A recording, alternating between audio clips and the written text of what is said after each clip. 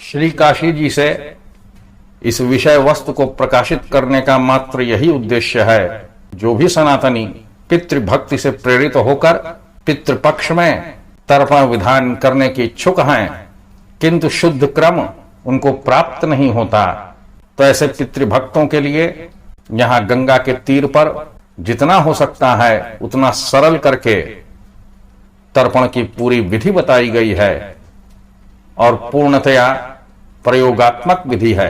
कहते हैं कि पितृपक्ष में सभी के पितर वायु रूप से अपने घर की ओर उन्मुख होते हैं, अर्थात अपने घर की ओर आते हैं, और यदि उनको अपने घर के पास, उनको अपने घर में कोई भी कव्य पदार्थ प्राप्त नहीं होता तो वो दरवाजे पर लंबी सांसें छोड़कर चले जाते हैं, जिससे उनके पुत्रों को अनेक प्रकार की बाधाओं से पीड़ा प्राप्त होती है।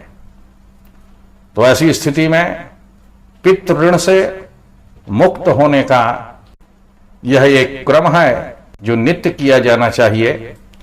जैसे मनुष्य अपनी नित्य क्रिया में स्नान करता है, संध्या करता है, तो उसे नित्य तर्पण भी करना चाहिए।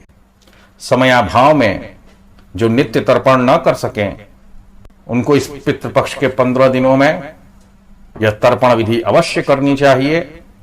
यहां पर इस विधि में गंगा का दर्शन कराया गया है, काशी का सौंदर्य प्रकाशित किया गया है और पूरी शुद्धता के साथ उसकी यथार्थ विधि से इस तर्पण विधि को बताया गया है। तो जो भी भक्तगण पितृभक्ति से प्रेरित होकर तर्पण करने की इच्छा से इसे देख रहे हों, उनके लिए यह तर्पण विधि बहुत सरल है और मैं आशा करता हूं कि 1-2 बार देखने के बाद यह पूर्ण रूप से समझ में आ जाएगी।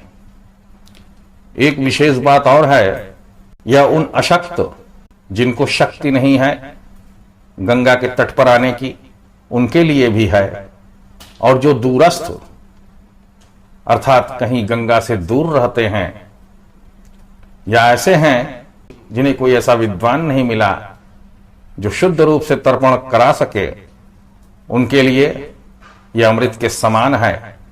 जो पुत्र एक अंजलि जल भी अपने पिता, दादा इत्यादि के निमित्त देता है, उनके पितरों को वह सरोवर के रूप में भरकर प्राप्त होता है, और जो भी उसके पितर जिस भी योनि में हैं, उनको उसका भविष्य प्राप्त होता है।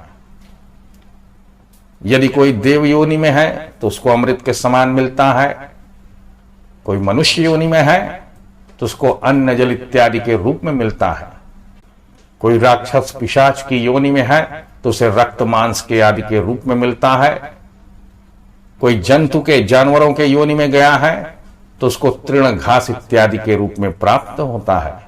तो पूरी श्रद्धा के साथ यह तर्पण विधि संपन्न करनी चाहिए। गंगा का जल हो अथवा कोई भी जल हो, शुद्धता पूर्वक इसे अपने पितरों के निमित्त करना चाहिए।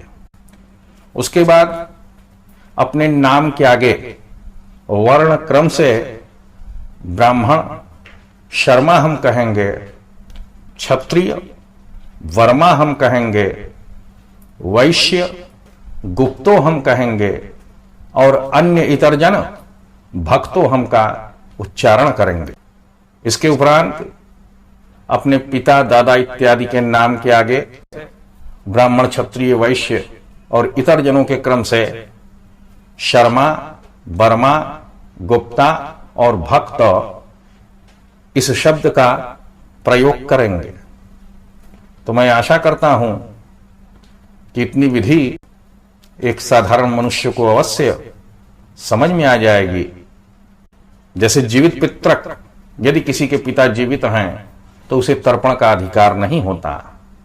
यदि किसी के गृह में वर्ष के अंदर कोई विवाह इत्यादि हुआ हो तो तिल से तर्पण नहीं होता। तो भगवान विश्वनाथ को हाथ जोड़कर गंगा माता का स्मरण करके कहीं भी रहें, इस क्रिया को आप पूर्ण रूप से अपने पितरों तक पहुंचा सकते हैं।